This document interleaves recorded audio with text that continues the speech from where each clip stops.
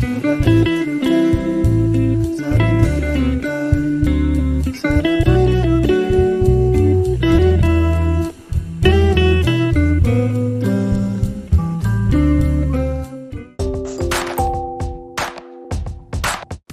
chiesa oggi celebra San Demetrio di Ostia.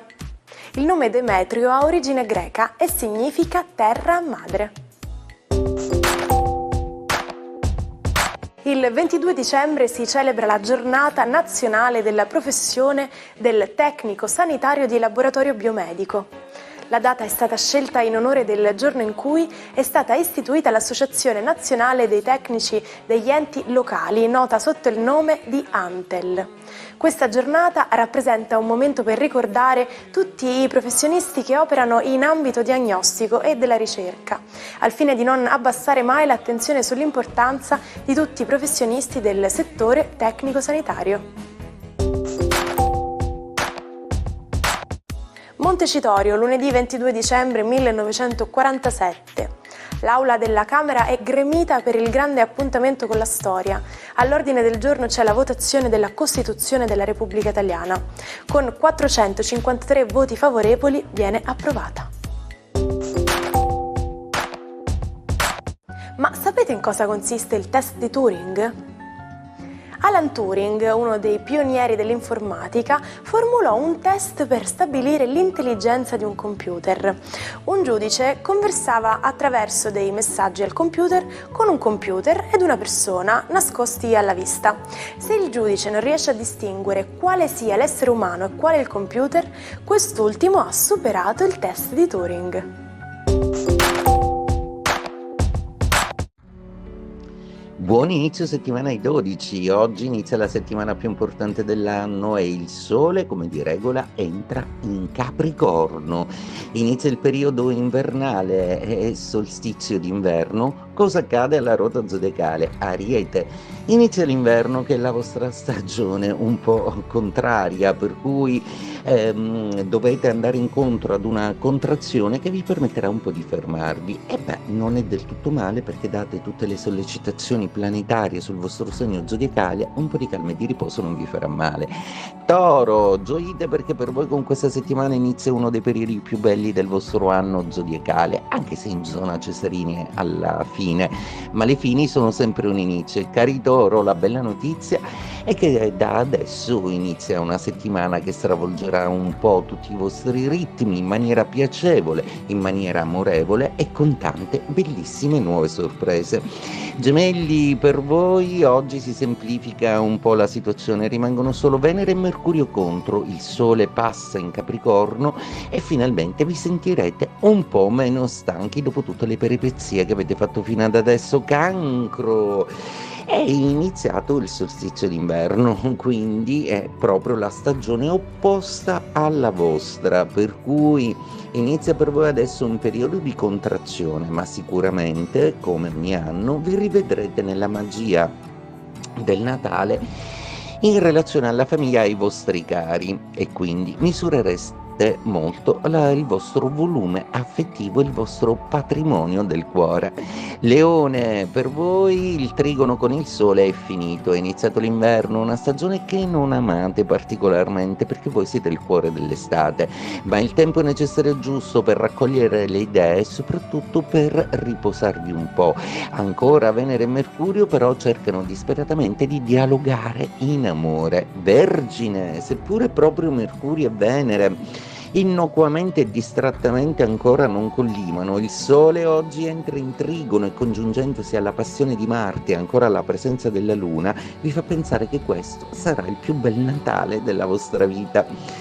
Bilancia, per voi oggi il Sole in Capricorno rappresenta l'inizio di una quadratura importante, un qualcosa che vi richiama all'ordine delle cose e soprattutto al senso dell'essere presenti in famiglia.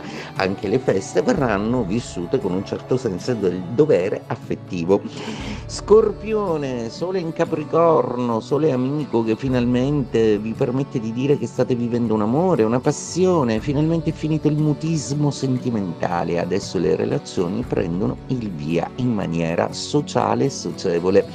Sagittario, Per voi oggi è una giornata molto speciale. Il Sole abbandona il vostro segno zodiacale, lo rivedrete l'anno prossimo. Passa in Capricorno a illuminare bene la tattica, la strategia. Arrivano dei danari per voi, danari su cui potete contare per costruire qualcosa di solido. Capricorno, protagonisti assoluti di questa giornata specialissima in cui il solstizio d'inverno riequilibra un po' le ragioni del senso del generale inverno che voi rappresentate. Segno cardinale appunto invernale, il Capricorno oggi godrà di tutte le energie del Sole, la forza di Marte, ma anche la sensibilità della Luna.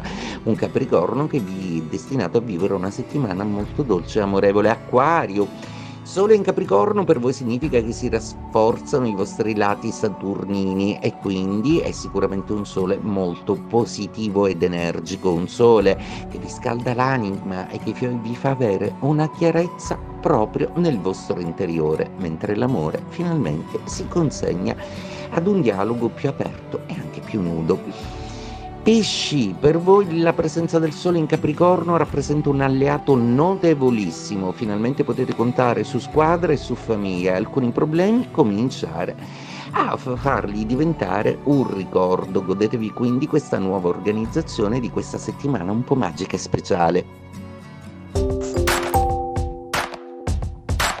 Il 22 dicembre 1970 debutta nelle sale italiane Lo chiamavano Trinità, portando una rivoluzione nel genere western. Per la prima volta le vicende di pistoleri e cowboy dell'Ovest d'America lasciano entrare la comicità, grazie alle scazzottate e alle battute memorabili della coppia d'oro Bud Spencer e Terence Hill, che portano oltre 3 miliardi di incasso al botteghino. L'origine dell'espressione attaccarsi al tram è piuttosto curiosa. In passato alcuni tram consentivano letteralmente di attaccarsi ad un maniglione posto sul retro.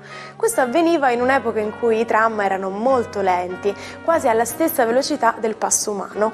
Quando la gente non riusciva a trovare un posto a sedere, l'unico modo per viaggiare era aggrapparsi e lasciarsi trainare.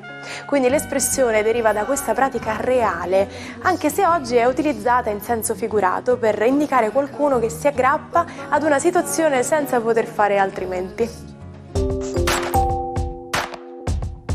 Il matto di oggi è lo scrittore Fëdor Dostoevskij, condannato a morte il 22 dicembre 1849. Quando il plotone è pronto per la fucilazione, l'esecuzione viene interrotta e la pena commutata in detenzione e lavori forzati. Passerà i 4 anni successivi in condizioni al limite dell'umano, anni di grande sofferenza psichica, ma anche di un'intensa fertilità letteraria, dai quali nasceranno i capolavori Delitto e Castigo e I fratelli Karamazov.